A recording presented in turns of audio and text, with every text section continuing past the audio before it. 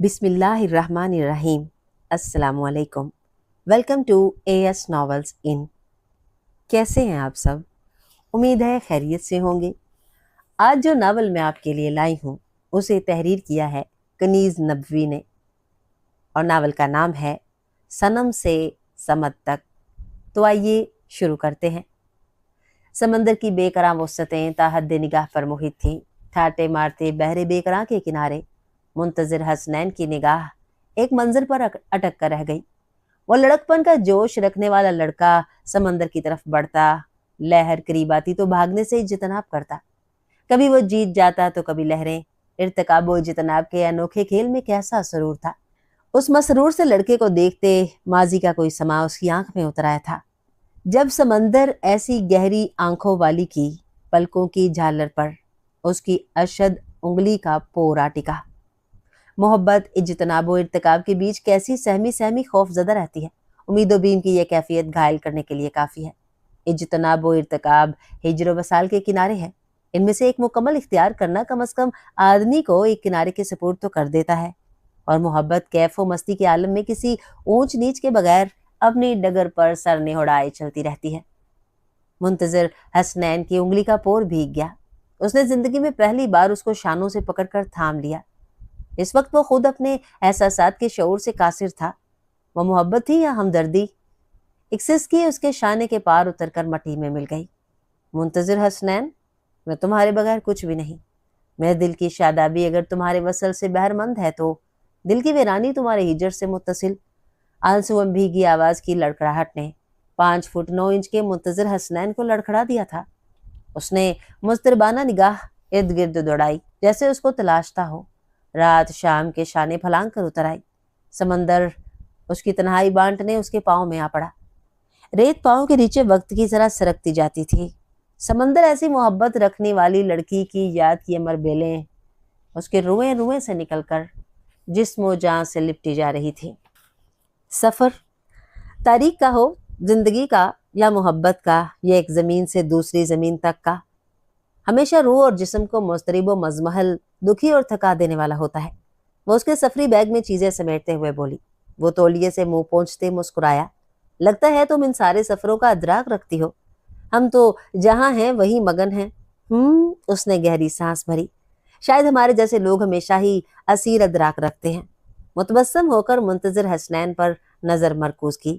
وہ پرفیوم کا چھڑکاؤ کر کے اس کی طرف پلٹا۔ نہ سمجھ میں آنے والی باتیں اور چیزیں، ان سے میں ہمیشہ دور بھاگتا ہوں۔ ہاں، عقل، استدلال، شعور اور دل انسان کے لیے ہمیشہ مشکل ترین، خطرناک اور بے رحم ثابت ہوتے ہیں۔ بیگ بند کر کے وہ صوفے پر ٹک گئی۔ اور تاریخ، زندگی، محبت، ان کے بارے میں تو میں کچھ بھی نہیں جانتا۔ بس جو جہاں جب بھی اچھا لگے اس کو اپنا لو، حاصل کر لو۔ اس نے شانے اچکائے۔ اور جو برا لگے اسے چھوڑ دو۔ کبھی بے خبری میں بھی عافیت ہوتی ہے۔ وہ سادگی سے مسکرائی۔ وہ بیگ اٹھا کر ٹی وی لاؤنج میں آیا۔ اچھا آنٹی، چلتا ہوں۔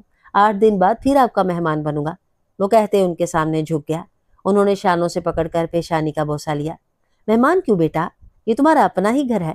وہ بیگ اٹھا کر گاڑی میں آ بیٹھا۔ اس نے ڈرائیونگ سیٹ سنبھال لی۔ ایئرپورٹ تک سارا راستہ وہ خاموش رہا۔ اتنے ماہ سے دیکھ رہا ہوں، بہت چپ چپ رہتی ہو، کوئی وجہ؟ اس نے مسکرا کر سر کو نفی میں جنبش دی۔ وجہ کوئی نہیں، تباً خاموش ہوں۔ ویسے آپ کو تو مکمل کمپنی دیتی ہوں، کوئی شکایت؟ ارے نہیں، مجھے تو تمہارے اور اپنے گھر میں کوئی فرق محسوس نہیں ہوتا، بس زیادہ اپنائیت بھرا ماحول ملتا ہے، جو کہ اپنے گھر میں افراد کی کمی کی وجہ سے نایاب ہے۔ مگر پھر بھی کبھی کبھی تم مجھے بہت کھوئی کھوئی اور اداس لگتی ہو۔ ایک جامد سکوت، سناٹے کی کیفیت۔ وہ سوٹ کیس کھینچتے ہوئے رک کر بولا۔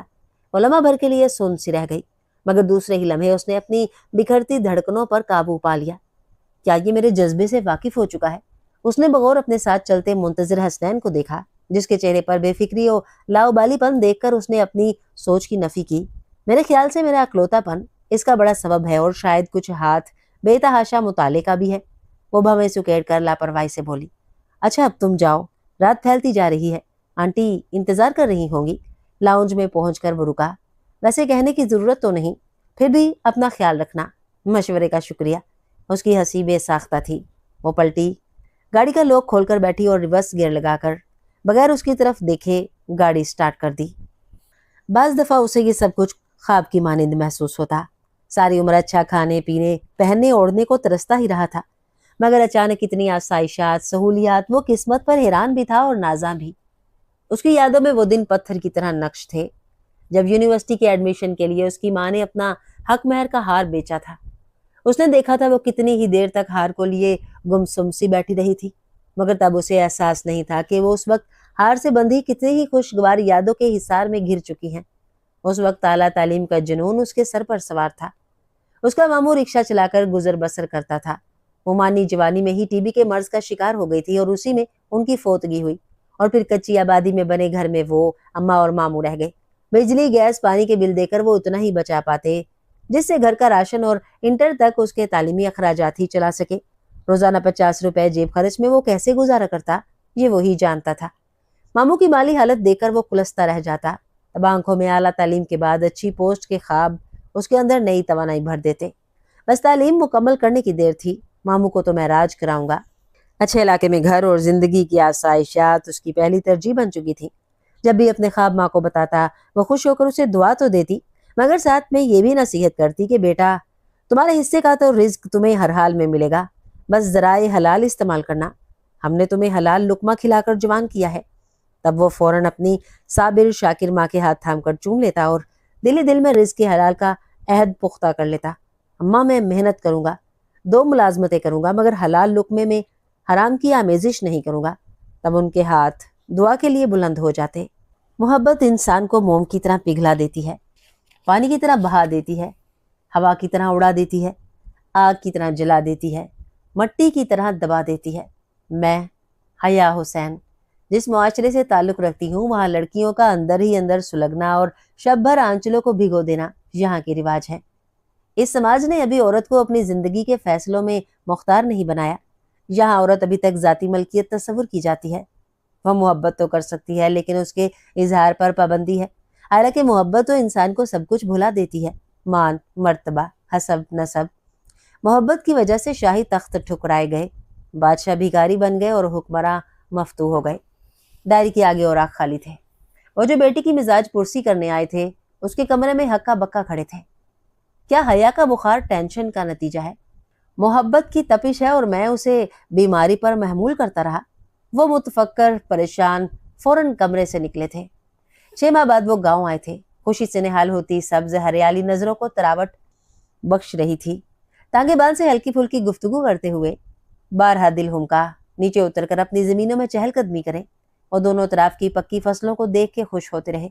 कपास के पौधों में फूटने वाली फुटियां, धान की हरी भरी फसलें और कदावर कमाद के बीचों बीच बनने वाली टेढ़ी मेढ़ी राहों पर दौड़ने लगा। टेढ़ी मेढ़ी राहों पर दौड़े लगाने, छलांगे मारने और पानी के वाटर में नहाने, पांव लटकाकर बैठने के किनारों पर बेरी, जामन, आम के फैले दरख्तों को देखकर उनके जहन में बेशुमार बातें, यादें, शरारतें तैरने लगी। उनकी बचपन की हमझोली, शरारतों की साथी अब कैसी होगी, वो सोचकर मुस्कुराए। हुमैरा, उन्होंने जेररम नाम लिया। दिल चाहा काश वो कहीं से अब भी सामने आ जाए। वो दोनों टेढ़ी मेढ़ी पगडंडियों पर भागते दौड़ते। अजीब ख्वाहिश थी। गया बचपन, गई जिंदगी, गई इज्जत भी फिर लौटती है। यादों के मोती चुनते चुनते खामोशी के कितने ही लम्हे दबे पांव चुपचाप खिसकते चले गए। तांगेबान ने अपने कई सवालों के जवाब में किसी अनदेखे मंजर में गुमसुम उन्हें देखकर अपनी जुबान तालू से चिपका ली। शफक ज़दा शाम के ऊपर रात ने आने से पहले सुरमई चादर से धरती को ढांप लिया। तांगे की टिक टिक आहिस्ता आहिस्ता मधम होती चली गई। मगरिब की अजानें हो चुकी थीं जब उन्होंने गांव की हदूद में कदम रखा था। कच्चे कोठों से उठने वाला धुआं इस बात की अलामत थी कि हजरत इंसान पेट भरने के इंतजामात में मगन है। हवेली का लकड़ी का लोहे की मेखे लगा बहुत बड़ा दरवाजा सामने था। सूटकेस तांगे से उतारा ही था कि बख्शी दौड़ता आया। उसने आते ही उसके हाथ से सूटकेस लेकर अपने कांधे पर रख लिया। छोटे मलक जी, अंदर हवेली में मलकानी जी आपका इंतजार कर रही हैं। उन्होंने इस बात में सर हिलाकर हवेली के अंदर कदम रखा। अब की बार फैसलाबाद से वापसी पर वो एक एहसास और एहसान तले दबा हुआ था। माजी की कसमों परसी पर गमजदा बार बार किसी गहरी सोच में गुम हो जाता। इतनी आसाइशात की मलकियत के बावजूद सारी जिंदगी तरसता रहा। अगर वो अपने बाप के घर में पैदा होता तो क्या इतनी मुशक्कत भरी जिंदगी गुजारता? कॉलेज से यूनिवर्सिटी तक वो शाम को ट्यूशन पढ़ाकर अपनी तालीम के अखराजात पूरा करता था। वो कुछ माह सलाइयाँ करके रकम जोड़ती, माँ से बेतहाशा मोहब्बत के बावजूद जहन में डराने वाली सोच को रोक ना पाया। आखिर माँ ने ऐसा क्यों किया? खुद भी सारी उम्र मुशक्कत करती रही और मुझसे भी करवाती रही। आखिर माँ ने ऐसा क्यों किया? क्यों उसने मुझे बाप का पता नहीं दिया? हमेशा बाप के जिक्र पर कन्नी कतराकर बात बदल देती। और मंजर उसके तस्वुर में ताहाल महफूज रहा जब इंटर में पोजीशन लेकर वो घर आया था। तब माँ के खुश होते दमकते चेहरे को देखते ही उसके दिल में बाप का ख्याल आया और जिंदगी में पहली मर्तबा सरापा सवाल बनकर माँ के सामने आ खड़ा हुआ। आखिर अम्मा बताती क्यों नहीं हो कि मेरा बाप कौन है, कहाँ रहता है, जिंदा है कि मर गया? तब माँ की आंखों में गुजरा वक्त नमी बनकर उतर आया। उसके लब थरथराए, कुछ बोलना चाहा मगर आवाज हलक में ही घुट गई। उजला रंग खौफ से तारीख हो गया। एक लम्हे में माँ के चेहरे से रौनक और जिंदगी को उड़ते देखा। उसके चेहरे पर यकबारगी मुर्दनी छा गई। माँ के पूरे वजूद को यूं टूटते बिखरते देखकर वो शशदर रह गया। मामू ने पानी के गिलास माँ को थमाया, चारपाई पर बिठाया और उसको लेकर बाहर निकल आए। बेटा, आइंदा अपनी माँ से कभी ये सवाल मत करना, वरना वो जीते जी मर जाएगी। अपनी माँ की जिंदगी भी तुम हो और दौलत भी। तुम्हारा बाप एक अमीर शख्स था और हम गरीब लोग। ये शादी सिर्फ चंद दिन की पसंद की बुनियाद थी। उसके बाद उसने तलाक देकर तुम्हारी माँ को अपनी जिंदगी से निकाल दिया। तलाक के ठीक 4 माह बाद तुम्हारी विलादत हुई। मेरी कोई औलाद न थी। मैंने बहन की वापसी और तुम्हारी विलादत को दिल से कबूल किया। तुम ही बताओ, क्या मैंने तुम्हारी तालीम तरबियत या परवरिश में कोई कमी रहने दी है क्या? नहीं, नहीं मामू, कैसी बातें करते हैं? वो जी भर के शर्मिंदा हुआ। मामू उसके एडमिशन की फीस के लिए रिक्शा बेचने का सोचने लगी थे। माँ ने ही समझाया था कि उसके बगैर गुजारा कैसे होगा। तब मामू ने हंसकर कहा था, ये मेरी जिम्मेदारी है, मजदूरी करूंगा, ठेला लगाऊंगा, मगर तुम लोगों को भूखा बैठने नहीं दूंगा। ये गहरी सोच किसी राज का पता देती है। आपकी याददाश्त में कोई एहसास, कोई याद, लम्हा मौजूदगी से ज्यादा अहम है जो हाजिर को मंजर से गायब कर देती है। वो पुरयकीन लहजे में बोलती हया को देखकर खुश दिली से भवें उचकाकर मुस्कुराया और उसके हाथ से चाय का कप ले लिया। हया हुसैन, तुम्हारी बातें मुझे हमेशा लाजवाब कर देती हैं। तुम वाकई ज़हीन लड़की हो। हया हुसैन का फौरन दिल चाहा कह दे, यह अदराक तो मुझे मोहब्बत ने दिया है, इसमें जहानत का क्या दखल है?